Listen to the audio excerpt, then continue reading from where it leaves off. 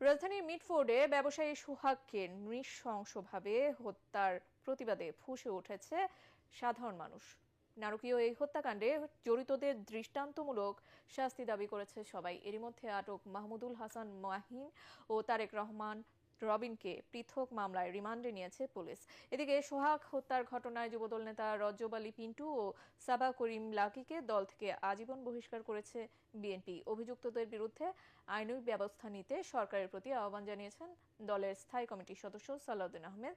হত্যাকাণ্ডের তীব্র নিন্দা ও প্রতিবাদ জানিয়ে বিবৃতি দিয়েছেন জামায়াত ও এনসিপি নেতারা। বিস্তারিত জানাচ্ছেন তরিক ইসলাম। বুধবার বিকেলে মিটফোর্ডের রজনী বোস লেনে নিজের ব্যবসা প্রতিষ্ঠানের সামনে এভাবেই প্রকাশ্যে চান্দাল সোহাগ নামে এক ব্যবসায়ীকে ইট পাথর মেরে হত্যা করা হয়। সামাজিক যোগাযোগ মাধ্যমে ভাইরাল হওয়া সিসিটিভির ফুটেজে দেখা গেছে সোহাগকে পিটিয়ে ও কুপিয়ে হত্যা করা হয়েছে। তারপর তার নিথর দেহ টেনে হিঁচড়ে হাসপাতাল চত্বরের বাইরে এনে শত শত মানুষের সামনে চলে বীভৎস উন্মত্ততা। পুলিশ জানায় হত্যাকাণ্ডের ঘটনায় এখন পর্যন্ত মহিন ও তারেক নামে দুজনকে গ্রেফতার করা হয়েছে। অন্য আসামিদেরও শনাক্ত করা হয়েছে। তাদের গ্রেফতারে চলছে অভিযান। এরই মধ্যে আটক তারেক রহমান রবিনের কাছ থেকে একটি বিদেশি পিস্তল উদ্ধার করা হয়েছে। ব্যবসায়িক দ্বন্দ্ব ও পূর্বশত্রুতার জেরেই এই হত্যাকাণ্ড ঘটে থাকতে পারে বলে জানিয়েছে পুলিশ।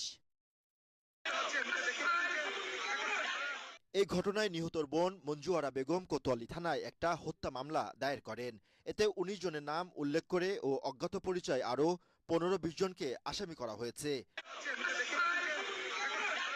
নৃশংস এই হত্যাকাণ্ডের প্রতিবাদে ফুঁসে উঠেছে দেশের মানুষ।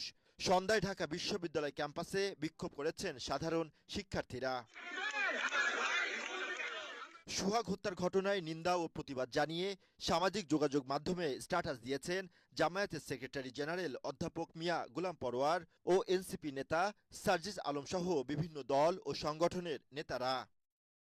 এদিকে সোহাগ হত্যার ঘটনায় যুবদলের কেন্দ্রীয় কমিটির সাবেক সহ জলবায়ু বিষয়ক সম্পাদক রজব আলী পিন্টু ও ঢাকা মহানগর দক্ষিণ যুবদলের যুগ্ম আহ্বায়ক সাবা করিম লাকিকে দল থেকে আজীবন বহিষ্কার করেছে বিএনপি। অভিযুক্তদের বিরুদ্ধে আইনি ব্যবস্থা নিতে সরকারের প্রতি আহ্বান জানিয়েছেন দলটির স্থায়ী কমিটির সদস্য সালাউদ্দিন আহমেদ। তরিক ইসলাম, এটিএন বাংলা, ঢাকা।